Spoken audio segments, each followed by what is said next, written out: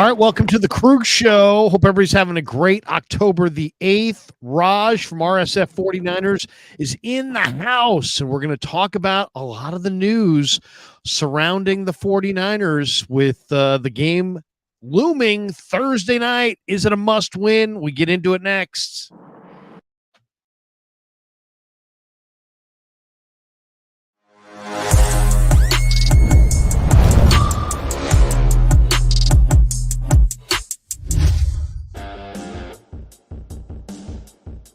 All right, we're off and running on the Krueger Show. Raj from RSF 49ers is in the house. We're brought to you by Pig It Up Pickle, the best barbecue in all of Northern California. Check them out. They're in Emeryville. They're in Corte Madera. They're open 7 days a week from 11 a.m. till 8 p.m. or until they run out. Pig It Up Pickle. Go say hi to Damon and Mary. Get some brisket. Get some brisket chili. Tell them that Krug sent you. And we're also brought to you by Sharp Corner Sports Cards and Collectibles, 205 Cypress Avenue in Pacific Grove. Call my friend Anthony Catania. He's at 831-521-5264. And, of course, this live stream is sponsored by Betr, the official daily fantasy sponsor of the Krueger Show. I am loving Betr. We were big winners last week. We took Mason with the longest rush over 17.5, or more than 17.5 on the longest rush. That hit. We went with Ayuk, more than 60.5 receiving yards. That hit. And we went with the over or more than 44.5 of Trey McBride receiving yards, and that hit. So we went 3 for 3 and made some good money. Download the app below. Make sure you use the promo code Niners and get that first deposit matched up to $200. I'm loving Betr, and we'll put together a better lineup before we get out of here. We got Clarence Beeks in the house who's calling me out. He says, Cherry. We'll get to that in a second. But first, we also will bet, thanks to our good friends at Betr, we're giving away a Niner jersey of your choice. That's right. Go to Betr, sign up. Make sure you use that code Niners, Niners. You will automatically be entered into a drawing to win a jersey, a 49er jersey. The great part about this one is that it's a jersey of your choice and your size. So if you tell me, you're the size of Evan Anderson and you want to wear Evan Anderson's jersey, I'll say, you know what? Dig up a 67 and give that man, 350-pound man, a brand new jersey. So there you go. Use that code Niners, Niners. Download the app below. Make sure you use the promo code Niners to get your first deposit matched up to $200 and to enter into a drawing to win a 49er jersey. That's right. Courtesy of the Krueger Show and our good friends at Betr. So we're winning on Betr. We've won now 3 times on Betr in a very short amount of time, and you can too. But download the app below. Make sure you use that promo code Niners, and you'll get your first deposit matched up to $200, and you'll automatically be in a drawing to win that beautiful Niner jersey. I like it. All right. Raj, let's get right into it. We titled the stream latest 49er news, changes to the offense. Mustapha, huge game. Devin White, ? He's one of my favorites. So we'll get into a bunch of different topics tonight, but let's start right here. The story of the day today in Santa Clara was when Kyle Shanahan told us that Talanoa Hufanga has actually torn ligaments in his wrist, and he will be out.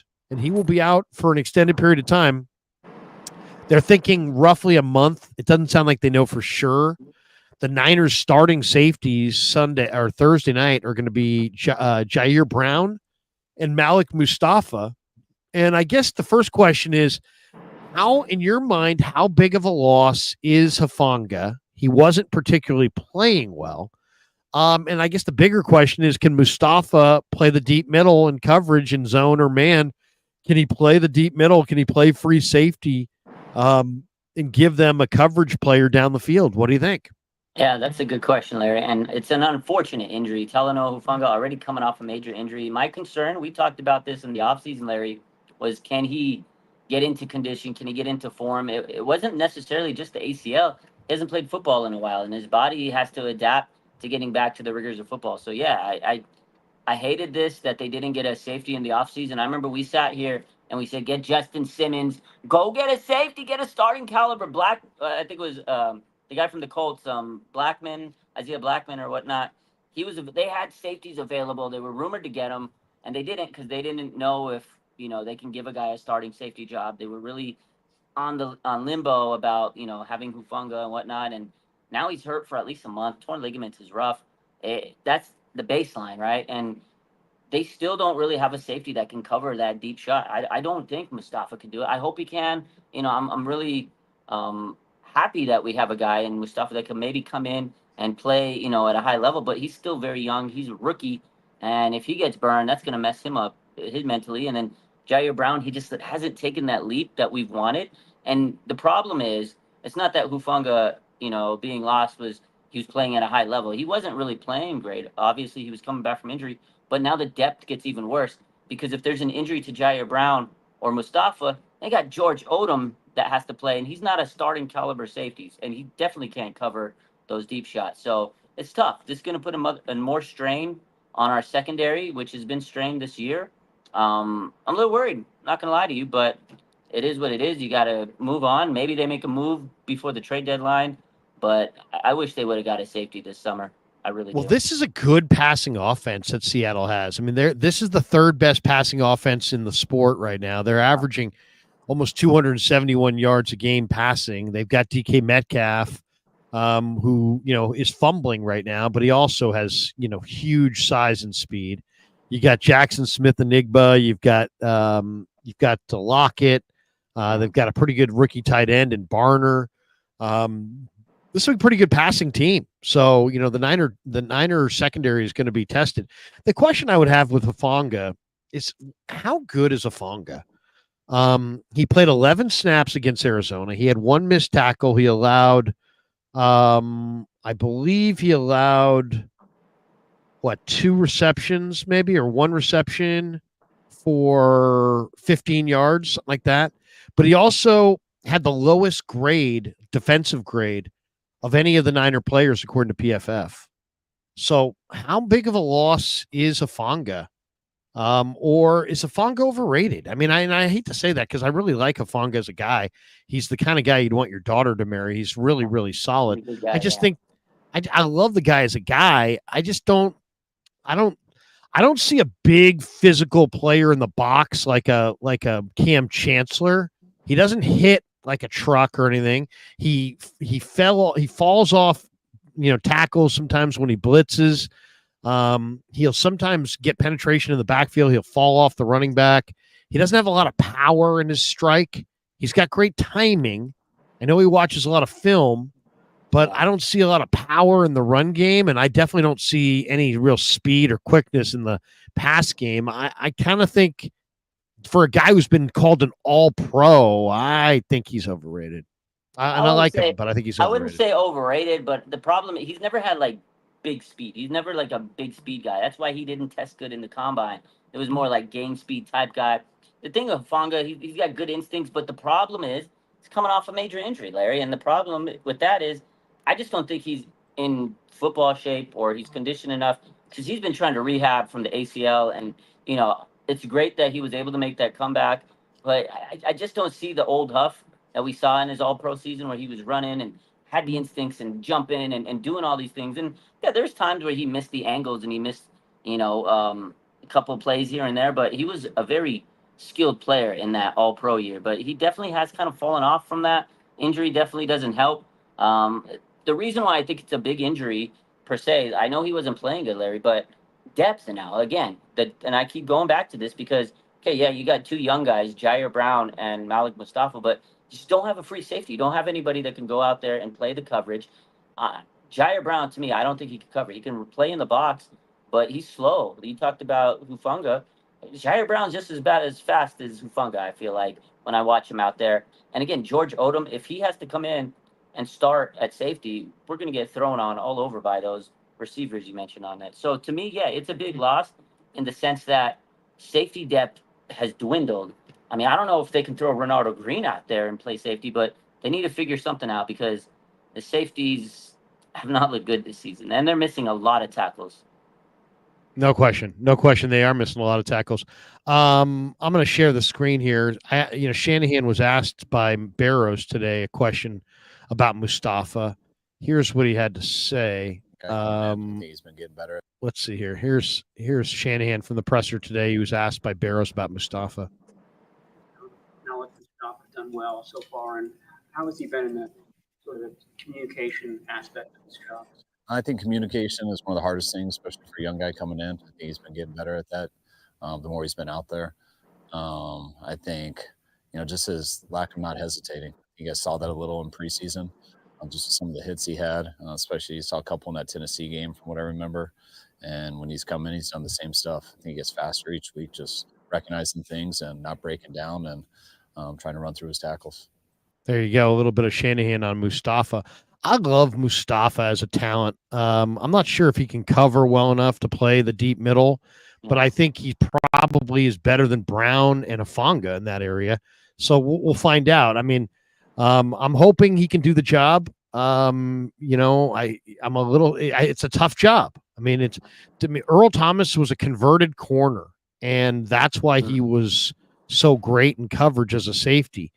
I like Renardo Green, the idea of Renardo Green at free safety, but he's just a little undersized and a little underpowered to play free safety. And it makes me wonder if they'd be a liability against the run, even that much more so if they play him at free safety. So, but they're running out of guys, so everybody's going to get a shot. I might get a shot to play free safety for the 49ers, huh? Seriously. I might even need to suit up, Larry. You're more of an Earl Thomas than a Cam Chancellor. Earl Thomas, I could do the flip off too. You're more of a coverage guy than a box safety. You don't have the thump of a Cam. When I see you, I don't think, hey, I wonder how Cam Chancellor's doing these days. You know what I mean? You don't remind me of Cam Chancellor. That's Earl fair. Thomas, though, I see you, I think, you know what? I wonder how Earl Thomas is doing these days. No, but in seriousness, the Niners may not have their Earl Thomas. I'm hoping Mustapha can be that guy. All right, let's jump to topic number 2. The Niners are struggling in the red zone. Last year, the 49ers were number one in the NFL in red zone touchdown percentage. Sunday against Arizona, they went 1 for 6 in the red zone. They're 29th in touchdown percentage in the red zone. Touchdown scoring percentage in the red zone, 29th in the NFL. So Brock says he needs to find his rhythm. He did not run from it. We'll hear from him in a sec. Interestingly enough, the Niners are 29th in touchdown percentage in the red zone. Guess who's 30th? KC. KC. Wow. The Chiefs are 30th. They were looking bad yesterday on the red. There was a point where they were 2 for 6. Yeah, you're right. Yeah, and it kind of makes you wonder, is it because they lost Pacheco, but they're struggling in the red zone? It's a tough thing. It's like, well, why exactly are the 49ers struggling in the red zone? Is there an answer? And if so, what is that answer? First, let's hear from Brock, and then we'll I want your thoughts, but let's hear what Brock has to say about it. I love the fact that Brock always kind of blames himself. He's not, it's JJ, it's my old line. No, he always takes responsibility. Here he is asked about the red zone today. Sure, last year the number 1 team in the league in red zone touchdown percentage. This year it's been more of a struggle. What does the film show? How would you evaluate what you guys have done in the red zone? Yeah, I think we've had some opportunities, and I think that's an area for me to be better for sure. Trust the plays, trust the concepts, trust my guys, and being willing to go down there and rip it. I mean, like I said, when I talked to you guys last time after the game, the windows get tighter and the timing of it is quicker and faster. So for me, it's about getting back into a rhythm down there and give my guys a chance. So that's probably the biggest thing that I've seen on film. So that's what he said. That's the biggest thing that he's seen on film. So that's Brock. And then I asked Shanahan about this as well. Shanahan had a kind of a different answer. Listen to this though, Raj. This is kind of interesting. This is Shanahan. Kev turned this into a nice little reel here. You get 3 tries when you're inside the 10. Hold on, Kyle. Here we go. Here we go. Here's Kyle being asked by me, I think, about the red zone. Red zone, is it, creating space in the red zone? Is it more about your personnel, or is it play design? Is it quickness? What's the key to getting that space in that tight area? Everything. Wish I could give you guys a theme for the red zone, but you get 3 tries when you're inside the 10, and depending on what you do, when we run the ball there, I think we need to be much more effective running it. When you run the ball twice, you'd like to get in and not just put one pressure third down on the pass game. And when you do throw it more, then you got to make sure you come through with those, especially not having a negative play with those. So running the ball better takes a lot of pressure off, also gives some better passing looks. We've tried both and haven't been good enough with both those. So it's all aspects of offense. Yeah. So, he looks at it as kind of an all-encompassing situation as far as their struggles in the red zone. What do you think, Raj? I mean, what should the Niners do to improve in the red zone? Do you have any solutions? I'm kind of a solution guy. I don't like to, it's one thing to identify problems. We just did that. I think everybody knows at this point, this is a problem area for the Niners this year for whatever reason. What would you do if you were Shanahan to either try something new or some wrinkle? What would you try to kind of get them going in the red zone? Any ideas? At this point, I think Shanahan would probably be open to hearing ideas. Yeah, I think at this point, the first thing I would do is pray that CMC comes back, because I think the biggest issue of the red zone woes is CMC. I mean, Brock kind of put it to life when he says, the windows get tighter, but they're even more at a tighter issue now that they don't have CMC, because he opened up so much space, right, for everybody on that offense. And when he was there, it was like defenses would key in on him, and it gave the little bit more separation for people like Brandon Ayuk and Debo. And they've never, like, Brandon Ayuk's never been a red zone guy, but now it's even worse for him. Like, the window's even tighter. Give Debo the ball in space. I didn't see any jet sweeps or any, reverse plays or any type of plays like that for Debo. I've seen in the past, Kyle would throw something like a reverse or something for Debo, and he didn't really get the ball much, in this last game. So I feel like maybe open it up, give Debo a couple chances. The running lanes seem like, these running backs aren't hitting those holes the way that CMC does. I was watching the film, and I think there was one play where Isaac Garendo, if he would have just followed the blockers and went in to the middle where everybody was blocking, but he bounced it out to the outside, and defense ate it up. So I feel like just maybe having, the personnel understanding you got to go with the blocks is the way to go. Because CMC, he saw things so differently. I mean, obviously, you can't just bring him back right now. He's hurt. But those are issues. They got to maybe get a little bit more creative again with Debo in the red zone. The only guy that's really been able to score is George Kittle, because he's such a big target. It's weird. I haven't, last week, I didn't see them call any Juwan Jennings plays in the red zone. And, a couple weeks ago, he was the talk of the town. So, I don't know, get a little bit more creative. I feel like he's still getting a little bland maybe in the red zone there. And I think he's just confused without CMC. It's been 2 years since he had Christian McCaffrey on the team.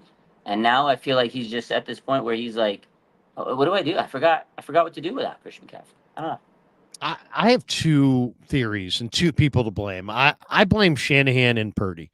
I blame Shanahan from the standpoint of last year, McCaffrey scored 18 of his 21 touchdowns out of the red zone.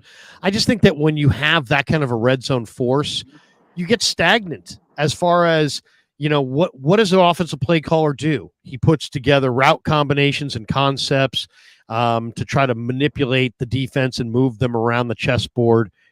The offense is trying to create space. It's hard to create space in the red zone because everything's condensed. So it puts more of a premium on the play caller or quickness or speed or power to somehow gain that space and create that space.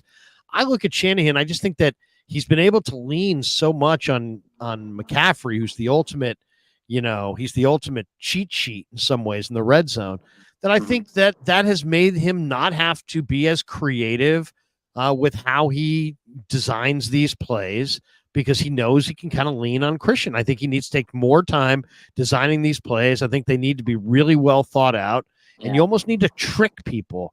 In this part of the field, you almost need to trick them, because you're not going to be able to create enough space. They're not going to go for elaborate fakes. They're not going to run, off the field. You know what I mean? It's a very difficult spot to create space in.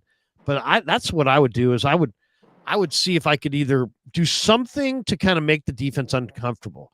Either play with tempo, change the tempo, something, or possibly possibly you just you've got to have a route combination that's really defined. You may have to literally come up with ways to fool your opponent in the red zone. And I think that's on Kyle's front. On Brock's front, I just think Brock looks like when they get in the red zone, they're just having him drop back to pass and then just kind of move around to create a little bit extra movement and then move a little bit to the left or right. They don't always bootleg him, but sometimes he gets flushed left or right. And then it's like, okay, can the receivers react to Brock and get open? And it just puts a lot on him. And it seems like a lot of improvisational work it would be nice if it wasn't all improv. It'd be nice if it was like by design. And they had some really well-designed plays. But I think Brock is not quite as accurate. I think he plays on time and with great accuracy on all areas of the field. I think in this season, I think we've seen him play with not quite on time and not the most accurate in the red zone on a few of these plays. So I think for him to come out and say, hey, I kind of blame myself and this, I think he's pointing the finger at the right person in this situation. I think it's his natural tendency to take the blame anyway because he's a leader. That's what leaders do. They don't deflect onto their teammates. They wear it themselves. But I think in this situation, he's actually not just saying it for effect, Raj. I think he's being truthful. I think he understands he needs to be better in the red zone than he's been. Yeah, no, I agree. I think Brock understands he needs to be better. And it's not just in the red zone. I feel like because I think he's trying to make up for not having CMC, if that makes sense. I know he knows how good CMC is and how good he is in the run game because we've seen Brock run a lot more this year. And it's, something we didn't really see until that Detroit game last year where he took the wheels and he put the team on his back. It was like, oh, wow, Brock's running with the legs. He's improvising, like you said. And he's sometimes, honestly, just don't run sometimes. I feel like sometimes that's causing a little bit issues. Maybe he's tiring himself out. Maybe he's holding the ball on to it too long, and defense are keying into that. They're trying to rush him and get him to flush out of the pocket. So I feel like Brock too is playing a little like he's a superhero at times, and maybe he needs to just quiet down and trust his receivers. And I agree with you too with what we were saying in terms of Kyle. Just be a little bit more creative. Why don't we have a jet sweep from Debo? I haven't seen one of those in ages. Get a little creative, Kyle. Baldy had this one breakdown. I don't know if you saw it the other day. Let me see if I can call it up here. If I have, if I can get Brian Baldinger on here. Let's Padres see. won. It looks like. Yeah, I see that. Wow. Good. Nothing That's better awesome. than watching the Dodgers lose baseball games. Let's see. There it is. Let's see if I can play the Baldy. I thought Baldy had a breakdown. Baldy does so many. It may take me a second here to find it. But Baldy did a breakdown of Purdy, and he's basically like, what do you expect? Where's Brock supposed to go here? And it's, there's no question. I mean, when you looked at the plays that he kind of ran out there, it was like, all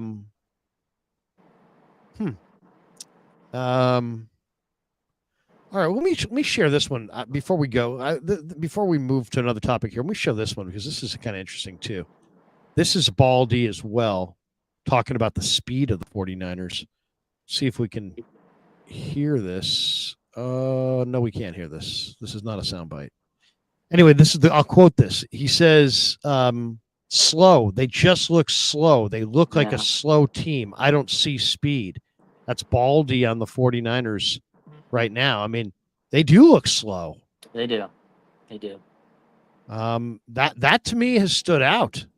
How slow they look. They're looking slow, Larry, and I think Brandon Ayuk, he said it a couple weeks ago, teams are playing him a lot differently. I really do. They're not giving him zone because there's no yak. They're not getting those open spaces. Usually you see, the Niners finding those little spaces in the zone and they can use the yak plays. It's a lot of man coverage on the 49ers. So I honestly, a lot of people laughed at Brandon Ayuk last couple weeks ago because he wasn't having good games. But I think he's right. I think teams are playing the Niners a little bit different. They're locking them, depressing them down a little bit, and they're not separating. So they look a little slower. And you don't have CMC. You're not going to look as quick with a guy like that, Cadillac. And no disrespect to Mason, like his big run this year was 34 yards. Christian McCaffrey would have taken that 34-yarder and hit a 70-yard home run like that, or touchdown. That's it. Baldy's right. They're not. Here's the one I want to play you. Listen to they are. this one. Here's the Baldy, and this is him talking about Purdy here, and we'll watch his breakdown. Acho had a very similar breakdown. Here's Baldy on Purdy. Let's play a game. Okay, let's call it, what should Brock do? Right? Yeah, Watch this play right here. Like right now, little fake right here, and Brock right here is ready to throw. Now, nobody's open anywhere, all right? He's looking right. So he steps up. Nobody's open. Nobody's separating. So now Brock's got to do something, and he ends up scrambling for a couple yards. At least he didn't lose yards. All right, here we go. Now, next series. Deep, like here it is. Like right here, Brock is ready to throw. And he throws Ayuk open. Nice job at the top of his route to separate. And then he gets busy. Now, here they go. Here comes the Cardinals. They're emptying the bucket right here. What should Brock do? He's ready to throw. He knows the blitz is coming. Does anybody else know the blitz is coming? No. He's got to make a decision. What should Brock do? All right, let's buy some time. All right, is anybody going to get open here? Anybody? Anybody going to separate? That'll look good. All right, here we go. Now you get this. All right, here we go. Red zone. The only red zone score they had all day. 1 for 6. But fortunately, Kittle saw it the same way that Purdy saw it. We used to call this just the old tight end pop pass. Bam. Like Jalen Thompson backs up, he gives it up. All right, they got success there. Then watch this right here. You want to watch Ayuk and why he's dangerous and why he's getting on right now. Like right here, Brock sets his feet and he's throwing it. Now watch Ayuk right here. All right, the defensive back, Sean Murphy punting it. Murphy bunting is right there. Watch him from the top of the, like his ability to separate at the top of his route separates him. All right, now here we go. Total control of the game, right? Total control of the game, top of the third quarter. All right, Purdy steps up. What should he do? Well, he sees Kittle open. All right, Lopez gets a hand in the air, bam. Cardinals are diving for it. All right, there's Mac Wilson, interception. What should Brock Purdy do? You sometimes just have to ask in this game, like, where was the open receiver if he wasn't throwing Ayuk open? Let's play a game. So, okay, so and this actually kind of bugs me because there's been an awful lot of people. You kind of referenced it a little bit yourself. That people are like, well, Brock's holding the ball longer. Okay, so he is holding the ball longer. It's less than a half a second, by the way. I went and looked it up. Mayoko's like, yeah, Brock, you're holding the ball longer. So I wanted to see exactly what is the difference between what he held the ball in the past and what he's holding the ball now. And it's nothing. I mean, the change is it's so minuscule that it's almost not worth saying. It's like he was like it's less than half a second that he's holding the ball now more than he did a year ago. I mean, we're not sometimes talking. a half a second makes a difference in the NFL games, Larry. Right. I mean, but so here it is. His time to throw is 3.15 seconds. Okay, that's the most. That's the most time of any quarterback in the NFL this year. 3.15 seconds. Last season, he was at 2.88 seconds. It was 23rd. That's a big difference. That is a big 2.88 to 3.1. So you're not even that. You're talking about not even a half a second. But that's talking about 2.8 seconds to 3.1 seconds. That small difference makes a big difference. Like no, I understand, but here's the thing: people are making it seem like I've heard this statement too. Brock needs to get the ball out of his hands and stop playing hero ball. You're not watching the all 22 if you say that, because the 49ers. There's another little stat here that I don't know that anybody else. I haven't heard people reference. And it's an NFL.com stat, which is the 49ers are averaging 2.8 yards of separation per target. That is the worst number in the entire league among every single team. That's dead last. That's 32nd in the NFL. That is the reason Brock Purdy is holding the ball. That is the reason Brock Purdy, he's not playing hero ball. He didn't suddenly decide, hey, you know what? I don't want to get rid of the ball and get the ball out on time. I just want to hold it. It's all about me, baby. I want to run around. No, come on. His receivers are getting 2.8 yards of separation per target. It's the lowest in the entire league. Well, no, That's why he's holding the ball. That's why it's not coming out. So, I mean, absolutely. I think it's disingenuous for people to be like sitting there, not you, Raj, but I mean, for people to be out there being like, hey, man, Brock's got to get rid of it and stop playing hero ball. But he's not getting rid of it because the guys aren't open. That's why he's not getting rid of it. So, and I think what they're saying is he is, to an extent, I say he's playing hero ball because I kind of agree. And he's trying to improvise and buy some time because he knows his receivers are not separate. I think obviously he sees that because he's a good field general. He sees it. He's like, well, maybe if I buy a few seconds, this mother can get open. Because they're not getting open normally. It's either that or a 50-50 ball. Like, do you want him to throw the 50-50 ball, which really is anybody's ball, or do you want him to hold the ball, move around, and see if his guys get open? Because those are the choices. The choices are not open receiver versus hold the ball. It's covered receiver throwing a 50-50 ball versus running around. Yeah, but I think he's also trying to be more aggressive this year because he did say that earlier in the year that he is trying to take shots downfield and he's not settling for those, over the middle of the check downs, the dink and dunks like people say. Because if you look at his chart, most of the time it's intermediate passes. We've seen it throughout the year. I think that is one thing he's trying to strive to be like, deep, not necessarily a deep ball, but he wants to be aggressive down the field, move the ball more.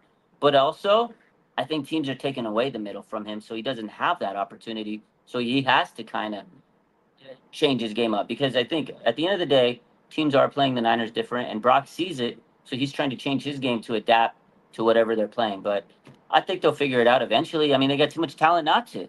Well, to me, the key guy for them might be Ricky Pearsall. I think Pearsall's got the quickness and the ability to be a major factor in the red zone. If they start scoring touchdowns in the red zone, I think that will, loosen alleviate some of the pressure on Brock.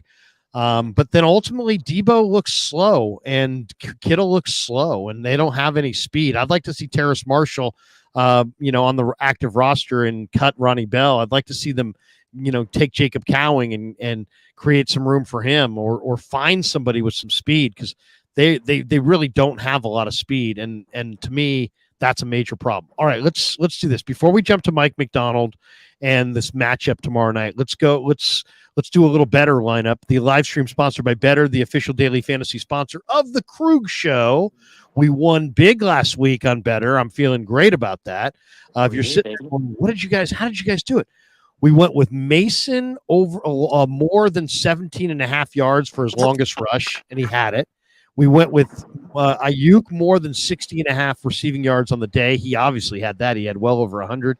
And then we went with over on Trey McBride, the tight end, who's fantastic. It was 44.5 receiving yards. We went over. And so we were the big winner last week. Use Betr to make daily fantasy lineups and win real money like we just did. Download the app below. Make sure you use that promo code Niners, NINERS, to get that first deposit matched up to $200. And we also have the jersey. That's right. Everybody who signs up is automatically entered into a drawing to win a Niner jersey of their choice. You pick the name, you pick the number, you pick the size.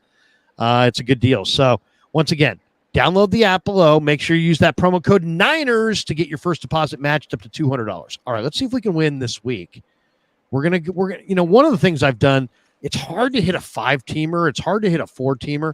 So let's keep it to 3. We'll keep it to 3. The 2 times we've won, we went 3 for 3. Okay. So Raj, I'll let you pick a projection, a player, and then we'll call up the projections. Let's see. Who are you looking at there? All the Niners skill position guys are there. So what do we got for Jordan Mason? I feel like Jordan Mason game coming on. Okay, you can get over or more than 106.5 rushing yards. And then you probably get a nice little that if you have that conviction, that's going to pay well. Then you have the 96 or 95.5 rushing and receiving combined. You can go more or less. 1.5 receptions, more or less. I like more than 1.5 receptions. 2 receptions, that's all it takes. 8.5 receiving yards, half a rushing touchdown. So if you think he's going to score, Yeah. 17.5 longest run, 7.5 longest catch. What do you think? I think he's due for a touchdown this week. I know the red zone's spotty, but I feel like they're going to try to get a Jordan Mason touchdown in there. It's either that or the 2 receptions. It's a toss-up between those. Let's go with both. Oh, no. Let's take one. Let's take one on Okay, what Jordan do Mason. you want? You don't want to – the players Let's go with the touchdown. Let's go with the touchdown. Yeah. Let's go with the touchdown. I feel like he's going to get a rushing touchdown. All right. Debo was really quiet last week. It's a big game. It's a big game for him. We got to pick one Seahawk. So why don't we go to a Seahawk? They got Charbonnet, Walker. Let's go DK. Let's go see what DK is. Okay, let's see what we got with DK. 4 projections on DK. Okay, so 6.5 receptions. You can go more than. You can go 66.5 receiving yards, more or less. 89.5 receiving yards over for a little bit more of a payout. 22.5 longest catch. What do you think? You think he's going to get strapped up by Mooney Ward? Mooney Ward said he wants to play. I think what was that first? Not the 66-yarder one. I feel like 66.5 receiving yards. That seems low. That seems low. I think he might get at least 75, maybe. Yeah, I'm going to go. Let's go more than 66.5 receiving yards on DK. Yeah. All right, let's go back and pick one more Niner. Let's see what Brock's got, because the one thing about Brock is he's been running, and you can get so you can go for his rush yards, 12.5 rush yards. He should be longest run 8.5 yards. Ooh, what do you think? I'll let you pick. I think that part of the deal is that, he's running because they're giving him some lanes. So I think they're, you got to remember this, and this is a fact, some of these things, quarterbacks get more rush yards against man-to-man because teams turn their head on the quarterback. Well, one of the things that came out after looking at the all-22 of the Arizona game is that Arizona played the Niners at a higher percentage of man-to-man defense than I thought. And I was listening a little bit to Greg Papa today, and he was saying that that's kind of a trend that he's seen for a few weeks now, that teams are playing the Niners with more man-to-man. So let's go with rushing yards over 12.5. I think that, if Seattle plays a bunch of man-to-man, Brock, if you turn your head on Brock, he's going to run. He's going to run. All it's going to take is a couple runs, and that's it. And he's got his 12.5. So there we go. We'll go Jordan Mason so we're getting a rushing touchdown, more than a half a touchdown rushing. DK Metcalf has to have at least 67 receiving yards, and Brock Purdy's got to have at least 13 rushing yards. I think we can do it. I think we got it. I like it. I like it, baby. Let's go. Let's go. We'll go 10 to win 50. 10 to win 50. Let's take that, baby. I love that. I love the way that sounds. Once again, use Betr to make daily fantasy lineups and win real money. I'm loving this. This live stream sponsored by Betr, the official daily fantasy sponsor of the Krueger Show. Download that app below. Make sure you use the promo code NINERS, NINERS, to get your first deposit matched up to $200 and automatically enter into a drawing to win this beautiful jersey.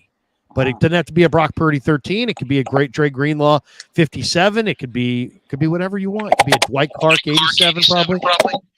You can go throwback. I'm sure you can probably do it all. So there you go.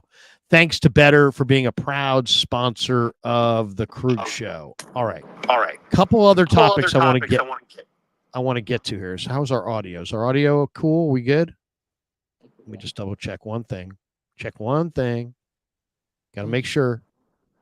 Okay, we're good. Okay. Mike McDonald talked today about the violence and the precision of the 49er run game. He says it's really good. He says they hang their hat on what they do. So, Raj, what do you think? I mean, Nick Bosa said, hey, Kyle said it's not a must-win game because the season's not over if we don't win the game, but we all think it's a must-win game. And he's very low-key. But I don't care what Kyle said. This is a must-win game. The 49ers have the fifth most difficult remaining schedule in the entire league. They have laid an egg through the easy part of the schedule. It gets a whole lot tougher in the second half of the year, and they better get a whole lot better or they're not going to make the playoffs. So I look at Thursday night as a must win. Do you believe it's must win? And what would you like the game plan to be offensively, defensively, special teams? What do you want to see Thursday night game plan wise from the Niners to get this dub? Yeah, first and foremost, Larry, this is a must-win game. If they win this game, 3-3 going into some tough games, like you said. They got Kansas City and Dallas after this. You lose this game, you're 2-4. It's looking a little murky. You got to win this game. We haven't won a game against the NFC, not just the NFC West. This is a must-win game. You can't lose to Seattle. You've lost to the Rams. You've lost to the Cardinals. You'll be bottom dwellers on the NFC West. We can't do it. So must-win game. Honestly, You can't go 1-3 in the division.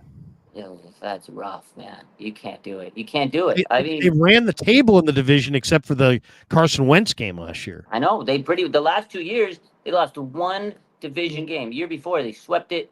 You can't sit here and do the opposite this year. There's no way. And like you said, the schedule is not getting any easier coming up. So this is a must-win game, regardless of what Kyle said. This is a must-win game. But to be honest, I don't care what they do, Larry. I just need them to win. But I want to see them get back to what makes them that team that people feel like just bully teams. I want them to run down the Seahawks' throat and make them tired. James Conner bullied the Niners all fourth quarter last game. I don't want to see that. I don't want to see the Niners get bullied. I want to see them actually make tackles. I need to see Fred Warner play at a high level. I don't need to see Devondre Campbell out there, but unfortunately, we're going to. But I need to see the Niners get to the quarterback, put Geno Smith on his back. I need to see defensive pressures. We're not seeing any defensive pressures. I mean, Nick Bosa, other than him, Leonard Floyd, where's he been? Yetur Gross-Matos, knee surgery. He's not even out there. I need to see the D-line get after Geno, and I need to see the Niners bully the Seahawks on offense. They haven't been bullies. They're getting bullied themselves. Yeah, I need two things. I need to see the Niners run the ball and stop the run. The 49ers have the 8th best rushing offense in the game. They've got one of the best running backs going. Seattle is 20th in run D. 20th. Okay. Yeah. On the other side of the ball, Seattle's 22nd in rushing offense, and the Niners rush defense is top 10. It's 9th. You look at the Seattle team. I mean, they're a team. I mean, Walker's a hell of a back. There's no question about it. He's got a lot of talent. He's got a lot of speed. He runs very, very hard. You got to make them one-dimensional. See, to me, I don't think that this is. I mean, I know they got off to a hot start, but it was against bad teams. I don't think this is Seattle's year. I think this is a transition year. Seattle's 22nd in run offense and 20th in run defense. Run the ball at them and stop their run game. That's how you win this game. It is a must-win game, and to me, that's how you win it. You run the ball heavy at them, and get JP Mason over 20 carries. You spotted him with 14 against Arizona. You probably needed to run him 25 times, but you ran him 14 because you had a game on Thursday. All right, well, guess what? It didn't work. You lost the game. Now you got to run him whatever number of times you need to run him to get this dub. I don't care how many carries he has to have. You got to run your best guy. They don't have a backup running back. They don't have an RB2. Guerrero might be the guy, but he looks really raw to me. Patrick Taylor is yet to be trusted with a single carry. Debo is an awful running back suddenly. I don't know if you've looked at the Debo numbers, but this is worth mentioning here. I don't know if you saw Debo's numbers, but Debo's numbers rushing wise this year, 15 carries for 36 yards. That's bad. That's bad. I mean, this guy, Debo, can't get away from man-to-man coverage. Teams are playing more man-to-man coverage, and then he's not explosive in the run game.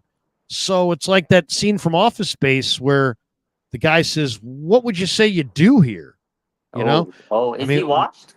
I don't know. I don't know if he's washed, but if they lose Thursday night, they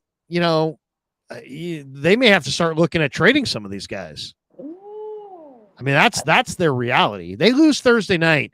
They're going to probably have to look at moving some guys. And I don't even know if they can get anything for them, but they probably should do it anyway, just for their cap reasons. All right, next topic. Devondre Campbell is a Oh. mess. Is an absolute mess. I asked Nick Sorensen today about the Kyler Murray touchdown. Oh, my And God. that was an inexcusable thing. You got a 50-yard touchdown run from a quarterback. He went untouched. So I'm going to share the screen on this one, and I'm going to let you guys see, because I asked him this question today, and I didn't love the answer. And I want you guys to hear the answer. Okay, here's Nick. And I'm not saying Nick's a bad guy. Nick's a good guy.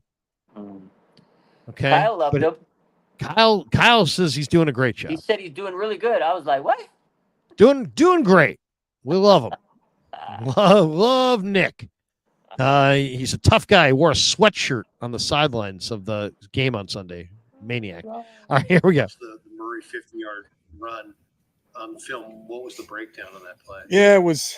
They got us a bit on that one. You know, you were in single high there, and they just got us on the edge. We didn't bump out, and then we got caught up from the post, and it was a couple different things. Watch the Murray 50-yard. Okay, so a couple different things, but if you pause it, yeah, it was. They got us a bit on that one. You know, I'm going to show you when they get to here we go. Okay, so here we go. Now we're in the end zone wide. Okay, I'm gonna slow mo it because I got my finger on it. So now you got the mesh point on the handoff. We know the quarterback's going to keep it. Okay, couple guys go towards the running back. Now he's coming around. He's got a blocker out front. And look at Campbell here. Campbell's right there. He's right here. He's got to come off this block. He's already got the leverage. He's on this side. The quarterback's on this side. If the Cardinal player was on this side, now he's walled off. But he's not walled off.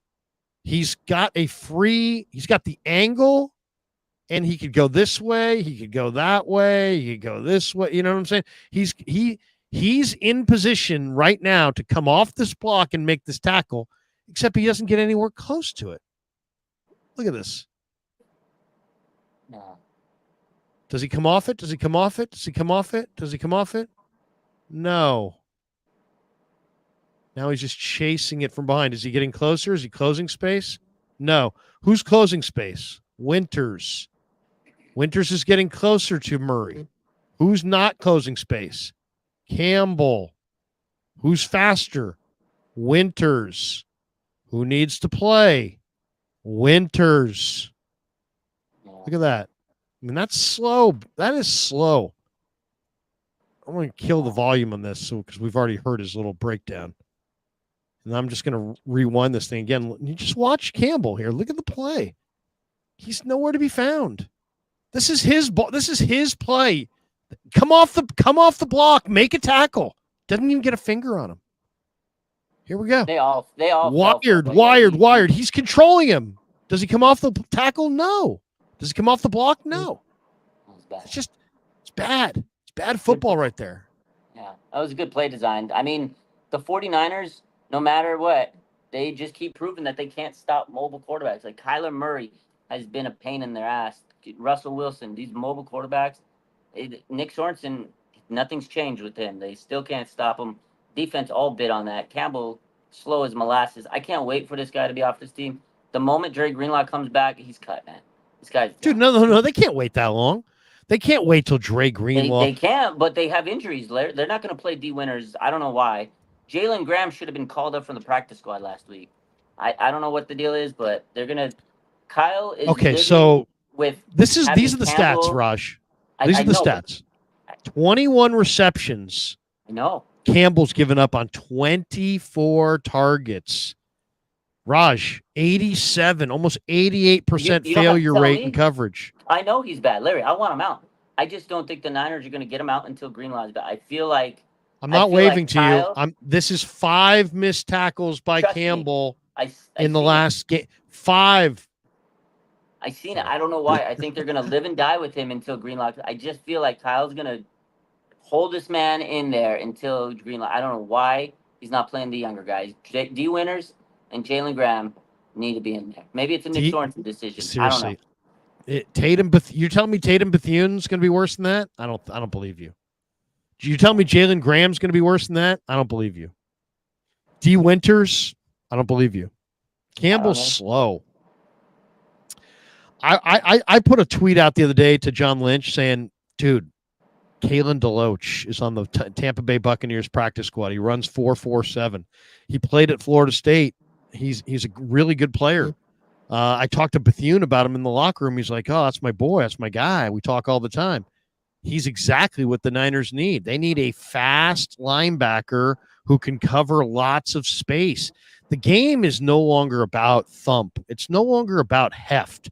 It's all about movement. It's a speed game. It's a coverage game. The game has become a fast coverage game played by fast athletes. 4'9" linebackers used to be commonplace. Matt Millen with his gigantic neck roll. Then they became extinct. The 4'7" linebacker was in vogue. Now that's extinct. The 4'5" linebacker is a must. And if you have sub 4.5 speed, there are 5 or 6 or 7 linebackers around the game that have sub 4.5 speed. That's what's in vogue. That's what you need. That's what closes down the space. I realize DeLoach is like 215 pounds. He's not 250, but guess what? Devondre Campbell's size is not helping him. He cannot move. He's getting ripped in the run game and in the pass game. I don't think they can go any further with him. Realistically, Greenlaw's not coming back until December. Maybe late November. They can't wait till late November with this guy. He's getting picked on left and right. No, I want to see him drop him and pick up another linebacker, Devin White. They did it a couple years ago with cornerbacks. They had some issues at cornerbacks, and they cut them, and they were not making the plays, and they did it. So I hope. Would you do that today? Devin White got cut by the Eagles. He's only 26. He was an all-pro player not that long ago.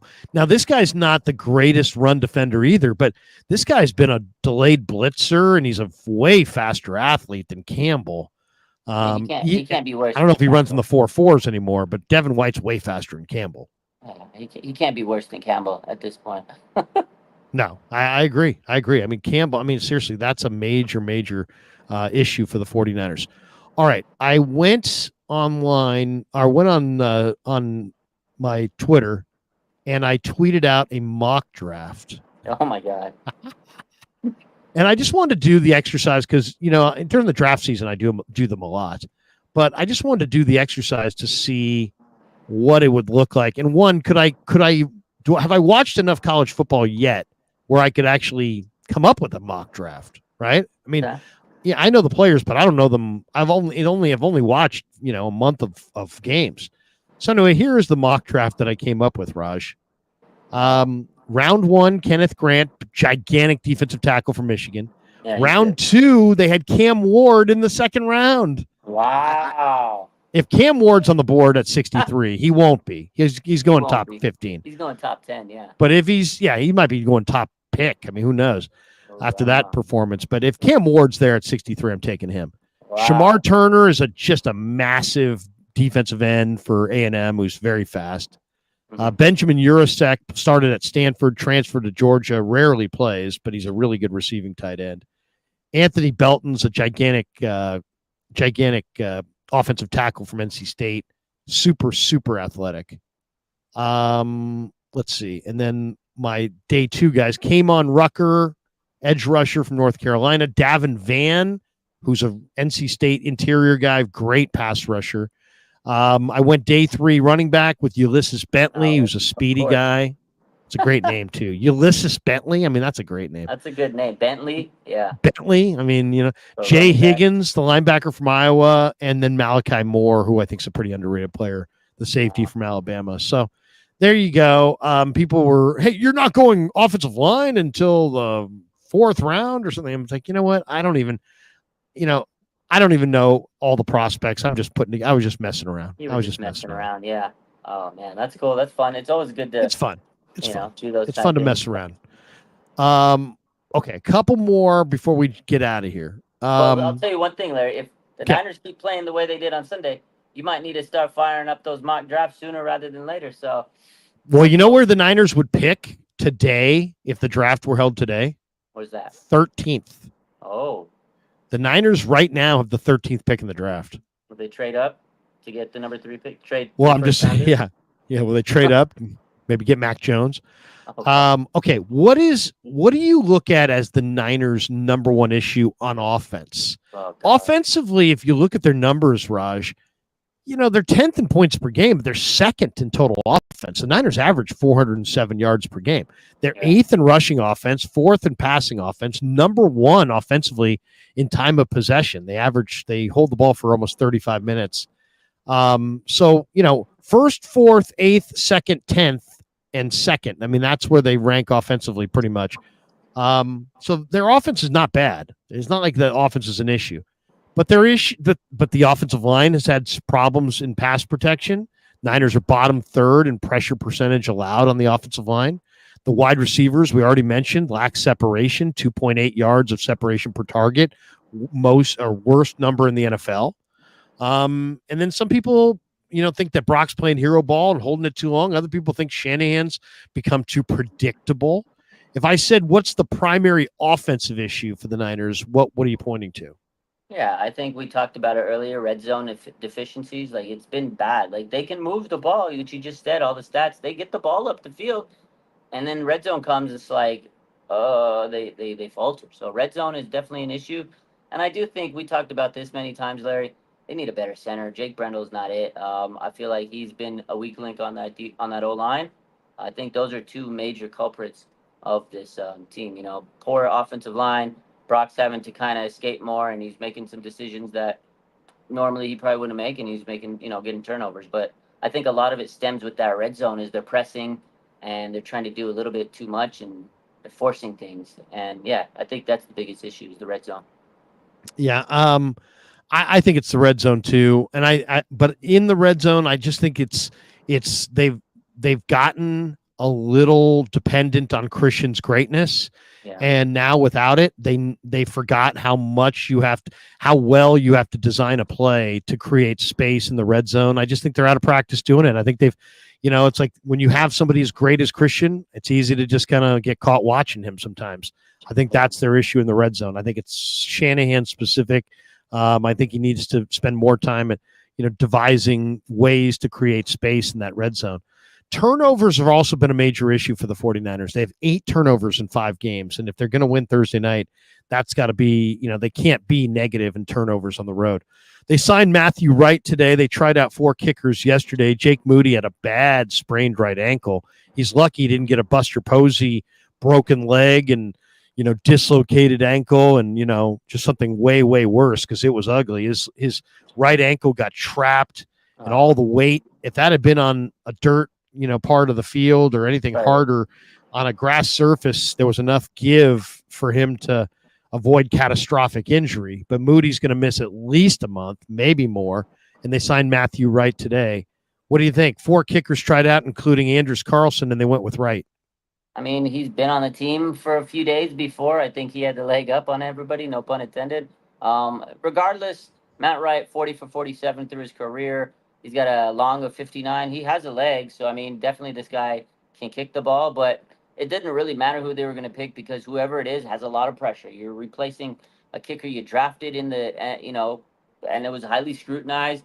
Moody had a lot of pressure. Now, this guy's coming into a lot of pressure, a lot of big games, Larry. If they lose the game because of a kicker, they're going to let him have it, and it's a lot of pressure on the man. I hope he does good. I think, again, he's been on the team before. Last year when Jake Moody had the quad issue as a rookie, they brought him in, but he didn't make the final roster. So it is what it is. He gets another chance this time to actually play for the 49ers. I really don't think it mattered who they brought in unless it was like Justin Tucker. Because, again, it's going to be a high-pressure cooker situation for whoever they got. I hope Moody's okay.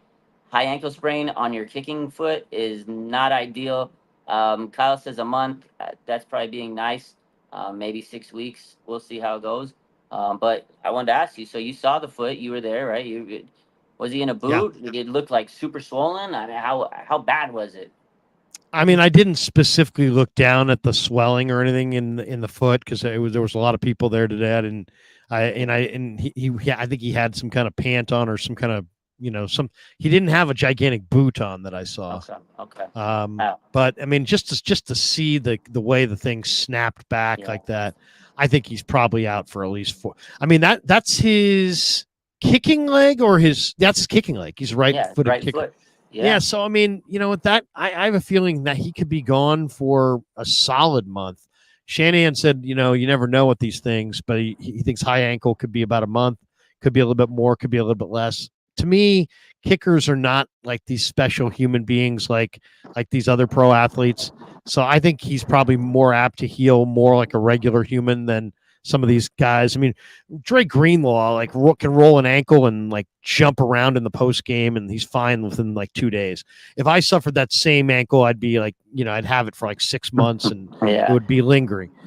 Jake Moody strikes me as maybe a serious athlete could be back in 3 weeks, 4 weeks. I bet you he'll be gone 6 weeks, 7 weeks. Yeah, I think he's a normal guy, and this is his kicking foot. So I mean, they're not gonna take any chances.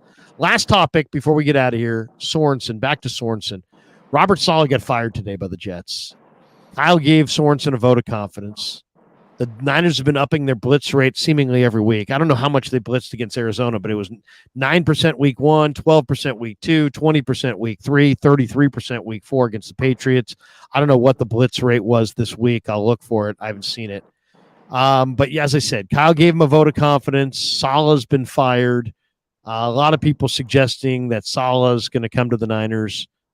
Mike Silver sounds like he has a source, and Saleh wants to go sit on a beach somewhere. There's offset language in the contract, so it doesn't really behoove him to hustle and go get another job because it's just going to cost himself money if there's offset language. I do think he'll be back next year, even though he's got a contract for next year. He could sit out for a whole nother year. I don't think he will. I think he'll probably coach somewhere next year, probably as a defensive coordinator. But what do you think? Is Saleh... if tomorrow Robert Saleh called Shanahan and said, you know what, I don't want to take even a day off. I want to come in and work right now. Should Shanahan fire Sorensen and Staley and go rehire Robert Saleh? I mean, Is that the answer? I don't think you should fire anybody, but maybe you bring Saleh back on this team at some capacity. Maybe you say, okay, this year you could be like a consultant, but you got to bring him on this team. And he knows the defense. I think he'd be a good jolt of energy. I mean, I think eventually he might come back as DC. I get it. Michael Silver said he's going to go on vacation and probably needs one after being in New York. The media over there will eat you up. I feel like he got a raw end of the stick over there in New York, the way it all went down today from what the media was telling. I mean, I feel bad for Saleh, but maybe it's a weird position because, Kyle promoted Sorensen. He got rid of Wilkes, and he's trying to give him the, vote of confidence, and I respect that. But then you got your old DC, the guy that was your first DC. He's back in the fray. You kind of probably want to rekindle that, but at the same time, you don't want to throw anybody new under the bus because that doesn't set a good example for everybody else that's working for you. It's tough. But Kyle needs to win a Super Bowl, and if Robert Saleh is the guy you think can do it for you, you got to bring him back. It's a tough position, Larry. I would bring him back if I thought it was the coordinator that was making the difference, but I'm not going to sit here for 15 minutes and bitch about Devondre Campbell and tell you that I don't think he's fast enough and then say it's on Sorensen. It's like I think it's the players. I think their secondary's slow. I think their safeties, I think they don't have a free safety. We'll see if Mustapha can play it, but until proven otherwise, I don't think they have a safety that can play the deep middle. So they lack some speed and coverage ability at safety. They lost a great player in Greenlaw and replaced him with a has-been player in Campbell. Their defensive front is nowhere close to the defensive front that they had a few years ago. Their tackles don't play the run as consistently. Their ends don't get to the passer as consistently. Bosa had 2 pressures this week. He doesn't look like TJ Watt or Aiden Hutchinson or any of the top guys to me. He looks like a step beneath them right now. So I don't know. I mean, is it all? The same reason I wouldn't fire Sorensen right now is the same reason I wouldn't go hire Saleh right now. Okay. I think the Niners' issues on defense are about personnel. I don't think their personnel is good enough. It's not like they've got this 85 Bears defense and Saleh and Sorensen's just screwing it up. No. This is not the 85 Bears. This is not the 86 Giants. This is not the 84 Niners. This is not the 2002 Bucks or the 2000 Ravens.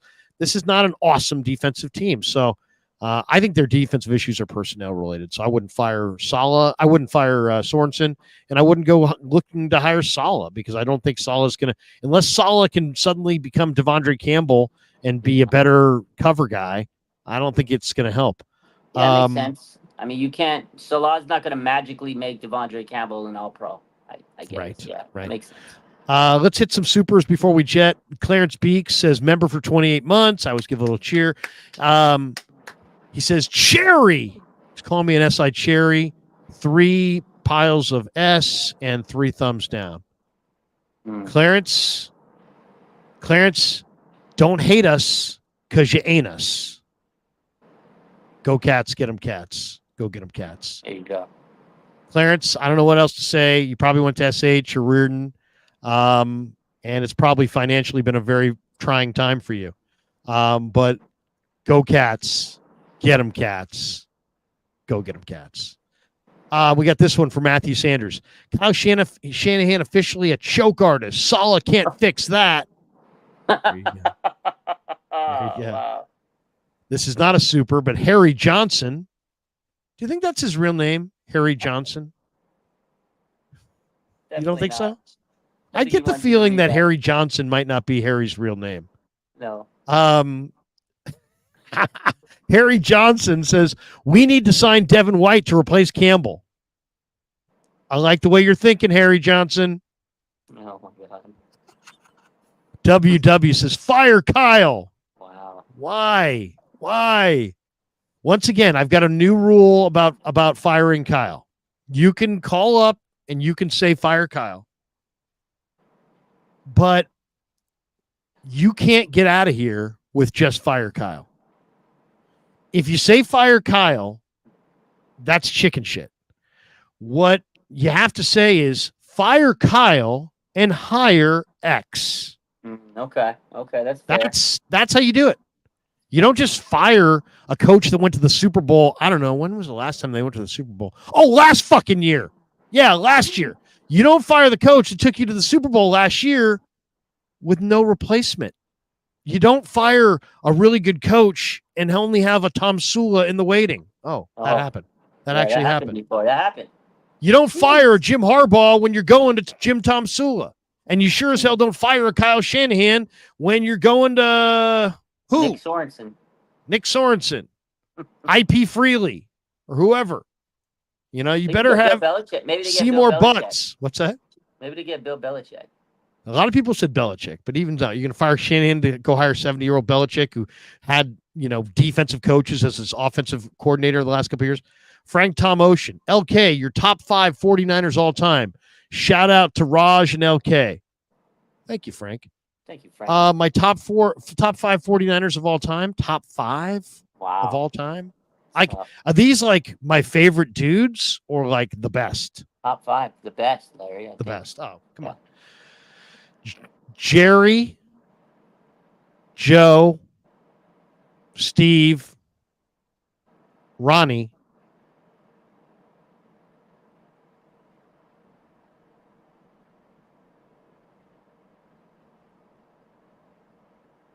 and Charles. Okay, that's probably it. Yeah, that's good. Isn't that incredible? By the way, we could do that all first names. That's amazing. Joe, Jerry, Steve, Ronnie, Charles. That's amazing. It's a great freaking list, by the way. Good list. Wow. Charles is a tough one, but how do you deny Charles? He was a beast, man. He was awesome. He was originally ours. Mm-hmm. He was a great find by Walsh. I love the story that Walsh showed his coaching staff the grainy James Madison film and said, guys, this is Charles Haley. He's going to be our future defensive end. Wow. I mean, that's confidence, man. God. And sure enough, they grabbed him in the 4th round.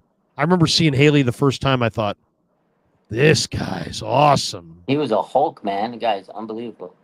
6'5" and long and fast, nasty. Who would you go with, Raj? Who are your 5? Or are you like honestly, my 5? I don't think you can argue that 5. I think that's the 5. I think Jerry, You think Joe, that's the fifth? Steve, So Ronnie, and Charles. Jerry, Joe, Steve, and Ronnie. That's it. I don't. I think was you argue with thinking that. of Roger, Yeah, a lot of people say Roger BY, Craig, P. BY, Willis, Frankie, Frank but Gore. I think Charles is probably better than all that. Charles has gotta got all the go. rings, man. Yeah, he's the ring man. I mean, maybe BY. You could argue. Yeah, BY's. Yeah, But Charles, Charles was nasty. Never should have traded Charles. I know. Vivek Parek says, Okay. fire Kyle ASAP. P. As soon as possible. Echo. Vivek, fire Kyle. I can't go there, Vivek. Once again, fire Kyle and hire who? Lawless Light says, is it me or Nick Bosa got that contract and ain't wrecked a game since? No, everybody's hating on Bosa. I think he plays hard. I think He had a pick. He was the Niners. I think he was the Niners' second highest or third highest rated PFF guy this week. he's been good, man. He just doesn't get help out there. They're tripling him, teaming him, dogging him, chipping him. I get it. Other players get it too. He hasn't had that takeover. But I feel like last week he had 2 sacks last week, and then this week he had the interception. He had a forced fumble last week, fumble recovery. I feel like he's been playing good. People just want to discredit Bosa, man. I don't know. I feel like he's been playing good. I saw he's Bonte good. Hill He's just the other not day. playing he's not playing as well as TJ Watt. He's not playing as well as Aiden TJ Watt's Hutchinson. on another level. Aiden Hutchinson's on another level. But they're not. He's getting paid the most, I think. Okay, but Aiden So- Hutchinson before Bosa, I feel like he was in that Hutchinson era before he got paid. Like Hutchinson's trying to get paid. We'll see what happens when he gets paid. I mean, I love Bosa. He's a great guy. He's a great player. I just feel like could be better. okay, maybe he I'm could wrong. probably be a little better, but I mean, last week you intercept the pass. Yeah, There's no way I thought we were losing that game, Larry. I know, but he only had 2 pressures all day. That was true. That's not good. John Muniz says if there was a receiver who can take the top off, you'd want him. Yeah, I mean, personally, you may not be able to have a receiver take the top off, but you do have Jacob Cowing. You do have Ricky Pearsall, and you do have Terrace Marshall, who runs in the 4.3s at 6'2", 205 pounds. He's in your locker room. He's there. I see him at practice. I'd like to see him activated over Ronnie Bell. I really would. I think Ronnie's kind of a redundant part. I don't understand it. I like Ronnie, but come on, Ronnie's not Marshall. Rafael Flores says, can't blame the fans for distrusting Brock Purdy. We are still recovering from Cap and Jimmy eras. Well, I get you, Rafael, you're right. If your scope is so narrow that all you've seen is Cap and Jimmy, then yeah, you would be really skeptical about Brock, because you're talking about 2 players that started hot and evaporated and went. I mean, you're talking about 2 of the most mysterious career arcs in the history of the NFL. Jimmy Garoppolo went 5-0, 6-0, whatever it was, on a 0-9 team to start. And everybody thought, oh, he's the guy. Then he goes to the Raiders and he's just like awful. And he got worse every year he was a Niner. And yeah, so he fell apart. And then Kaepernick, you forget how good Kaepernick was on Super Bowl Sunday. He was incredible. He was great in the playoffs. He ran for 180 yards in a playoff game, I believe. He was an amazing talent, but he just regressed. Football wasn't for him, and he wasn't into it. He was into other things. And, you go up to anybody in a job interview and tell them that you're super fired up about anything that's not their company, and you're not going to get the job. I don't care if it's noble or not. You could go for a job. Name your company. You're working for whatever company, or you get an interview with whatever company. You go in there, you get the interview, and you're like, you know what? They're like, tell us about yourself, Raj. You're like, I live for Greenpeace. Greenpeace, baby. Greenpeace. I'm all about it. My mom's about it. My dad's about it. My family's about it. I've got a blog. I've got a this. I am all for save the whales, whales. They're going to say, well, you know what? Here at widget.com, we're really into widgets. So good luck with the whales. And God, you seem like a really good person, but you're not a fit for us, because we want people that are passionate about widget.com, and you're passionate about Greenpeace. you see what I'm saying? Yeah, no, it's So like it's if I like go that's to what an happened with interview- Cap was passionate about what he was passionate about, and NFL people are like, no, man. And they look at somebody who's got other interests and they say, what? He's got other interests. We don't want that guy. I want the guy who's all in on football. Yeah, I think agree. that's I a agree. big part of it. Absolutely. And who knows what he signed, by the way. Okay, couple last ones before we bail. John Muniz, Kyle is a genius. Remember, John Muniz, Larry, why did you not bring up this point to Sorensen about Campbell? Press the coach the way the media should press Kyle. First of all, it's not. It's it's his job to run the team. It's my job to ask questions. If you noticed, the Campbell mistake, what the biggest mistake, which led to Kyler Murray running for a 50-yard untouched touchdown. That play, the highlight of that play, absolutely screams out Devondre Campbell was in the wrong place at the wrong time. I asked about that play. Now, the only thing I could have done differently is like, hey, Nick, don't you think Campbell blew it on the, but I'm not going to do that. I'm not going to be like, I'm not going to do that. So I'm going to ask in a professional way. I'm going to be like, hey, Kyler busted you untouched for a 50-yard touchdown. Obviously, it was painful. What happened on the play? And if he doesn't want to throw Campbell under the bus, then fine. Let him come up with any excuse or any line or whatever he's got. But it's not, I'm not an advocate media person. I'm going to ask professional questions. And I'm not. Am I a Niner fan? Yeah. Am I passionate about seeing the team win? Yeah. But I'm going to check that passion at the door, and I'm going to be a pro because that's who I am. I'm a pro. So I'm going to try to ask questions in a professional manner. I want everybody who deals with me, whether it be in this show or anywhere else, the players, the coaches, the media, anybody, you guys, Raj, I want everybody to be like, hey, you know what? I don't always agree with Krug, but you know what? He's a pro. Yeah. That's what I want you to say at the end of the day. If you come up to me and be like, dude, I agree with that. You've had 80 opinions this week, and I agree with all 80. I'm not looking for sycophants. I'm not looking for, I'm not running for office. I'm just giving you my honest opinion. I like the answer I always love the most is, hey, Krug, I watch you all the time. I love your content. It's great stuff. Bro, I don't always agree with you, but it's always thought-provoking, and you seem like you're on point. That is so much better of a compliment than I agree with everything you've ever said. I don't need sycophant suck-ups. I need people who, are independent and, truthful. And I'm not out to embarrass. I don't want to ask questions. I'm not trying to embarrass the subjects of the, I'm not trying to embarrass Shanahan or embarrass Sorensen or embarrass Forster or embarrass any of these players. That's not what I'm about. I'm going to ask some tough questions. And I think it's been kind of proven at this point. Who asked the question after the NFC title game about, hey, Kyle, you had defensive linemen who were absolutely dogging it. Is this your culture? Who asked that question?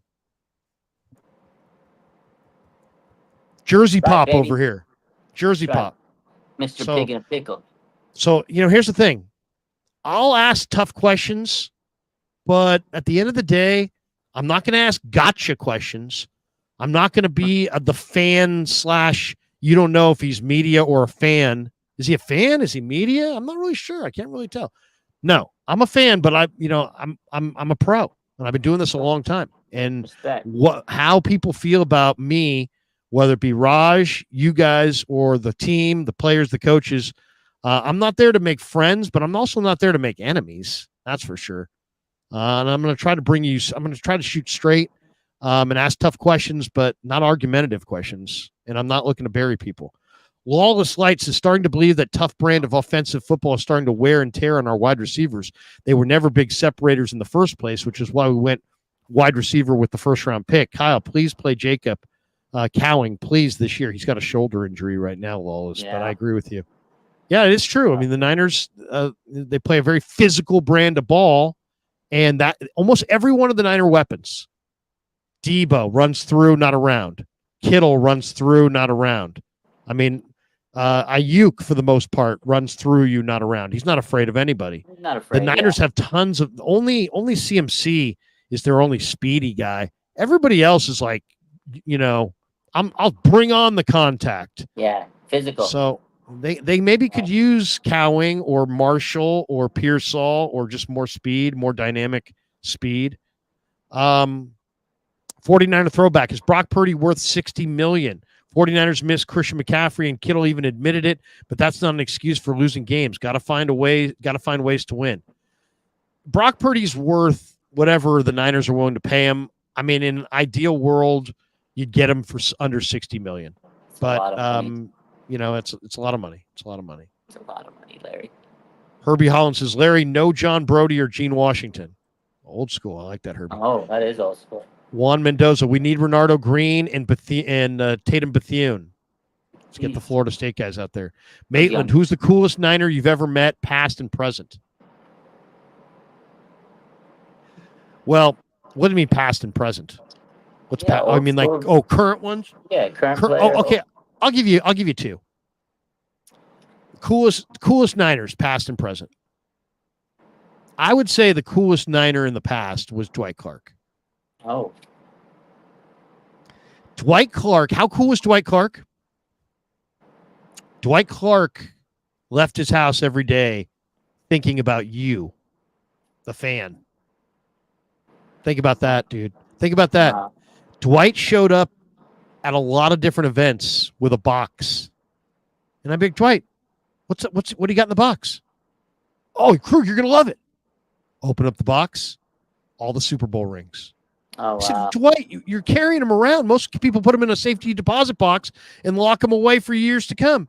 He's like, dude, I don't want to be like that. The fans love seeing the rings. They want to see the rings. So I bring the rings everywhere I go so I can show them to people because it makes them happy.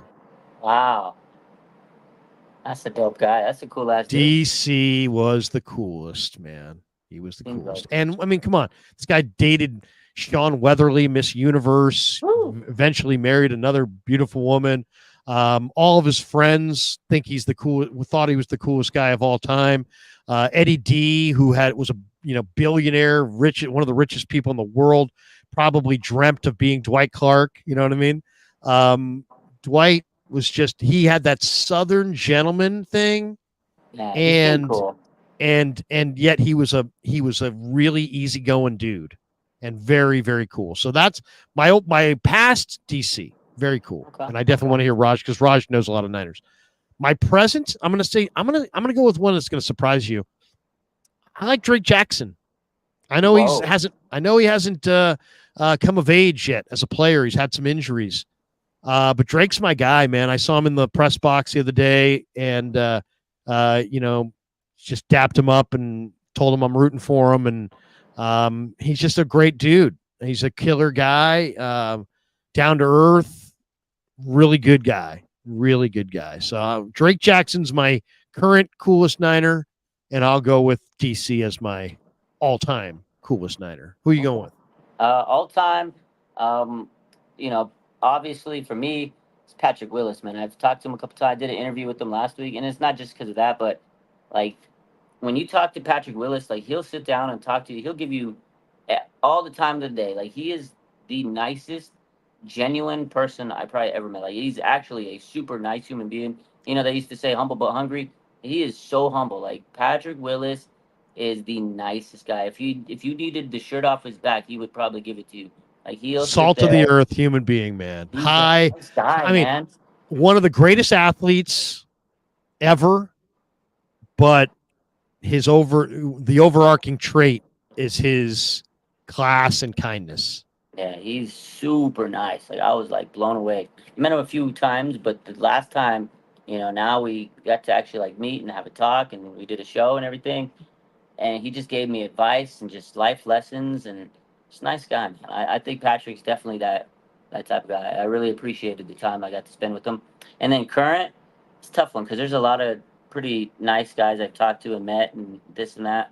But honestly, out of all the current players, I'm gonna go with Drake Greenlaw, man. I actually got to talk to him a couple times. No, it's another guy. Like he looks like a monster on the field. Like, he'll rip your head off, but off the field, this guy is so nice, man. Like he was there with his family one time. We talked to them, and every time I've met him, he's been just super professional, down to earth type of guy. Dre Greenlaw, man, he's a nice, Yeah. he's a nice young When man. you're as tough as Dre Greenlaw, you don't need a front. Yeah. You know, when you're a true badass, there ain't no fronting. You know, there ain't. You know, and he's awesome, man. He He's is a cool awesome. dude, yeah. He's a He cool is a dude. really cool dude. Yeah. I mean, he's the kind of guy that, you know, he could hurt his elbow, sprain his ankle, badly bruise his shin, barely be able to get his clothes off and limp to the shower. And you could see him and you could be like, "Hey, Dre, you got a minute?" He'd be like, "Yeah, man, I'm just going to take a shower. I'll be back in a few." I mean, it literally take him 5 minutes to get to the shower. And yet, like, when he comes back to his locker, he's kind of looking around going, "Hey, you know, you want to do that interview?" You know what I mean? He's that kind of a guy. He's just an incredible player, but He's just a nice, very, like, very kind-hearted person and Yeah. just a real guy. He's an old school throwback football he's down guy. to earth. Like you meet him and you're just like, he's kind of like an old soul. You know the old soul Yeah. term. Not like, dude, this man, just like Patrick Willis. I guess I got linebacker. Like, I love the linebackers, but it's just, I don't know, Well, something no, but these about guys are it. bad. These guys are badasses. But when Yeah. you're that bad, you don't have to be kind of like a fake tough. So those guys are like genuine. One of the questions I sometimes when we get into the season and if you know if there's some slow weeks or whatever, sometimes if we have time, I'll ask guys questions about guys in the room. Hey, tell me about the guys in the room. And one of the questions I like to ask is, hey man, shit's going down, and you could have any guy in this room roll up and you know save you. Who are you gonna call? Who are you gonna call? Who are you gonna call? Who's gonna answer the phone? Who's gonna roll up and save you if you get caught in a barroom brawl? And I asked this question, and guys, what I love about it, Raj, is guys immediately stop looking at me and they start looking around the room, like who is in here? Who would roll up? And so many guys have said Juwan Jennings. Okay. So many guys have said Dre Greenlaw. Wow. I mean, a ton. And a lot of guys said Kinlaw when Kinlaw was still in the room. Oh, yeah. He seemed like he'd come to your to Oh, battle for you. Yeah. Could you imagine if Kinlaw came to your defense? I mean, whoever's there is just running. They're just sprinting the other way. John Muniz says respect. And Titus Moeller says, do you think Kalia Davis can become a star? I don't know, because I don't know if Kalia Davis can stay healthy enough to become a star. He definitely has the ability. Definitely. Sean Turner says, Larry loves Deloach, Kalen Deloach. I do. Larry also loves Garendo. Larry loves Garendo as an athlete. Larry doesn't love Garendo as a running back. So there you go. Okay. Sean Turner says, Larry loves Luter. I do love Luter. I'd love to see Luter get out there. Give him a shot. And Half Dead says, I've been roasting Larry since day one. I'm definitely his favorite commenter. Good stuff. Thanks to everybody. That's going to do it for us. Raj, what do you got cooking this week, man? Short week, quick turnaround. What do you got going? Thursday night, they're going to do this thing, so we're just a couple nights away. What's your plan Thursday night? Do you have game day activities that you have planned? Uh-oh. Did Raj freeze? Uh-oh. Raj. Raj is frozen. No. Oh, no. That's it. Well, we got through all eight. We got through the 18 supers. Oh. Someone says Raj hung up on you, Larry. No, Raj would never hang up. You know what happens is Raj does his thing on a phone, and when I go too long, we've gone an hour and a half. It's hard for Raj to get back in. Anyway, Raj's phone is probably out. So anyway, that's going to do it for us. Thanks to Pig and a Pickle for being the title sponsor of the Krueger Show. Thanks to Sharp Corner Sports Cards and Collectibles. And thanks to Betr. That's right. The live stream is sponsored by Betr, the official daily fantasy sponsor of the Krueger Show. Use Betr to make daily fantasy lineups and win real money. We did last week. Download the app below. Make sure you use the promo code Niners, NINERS, to get that first deposit matched up to $200.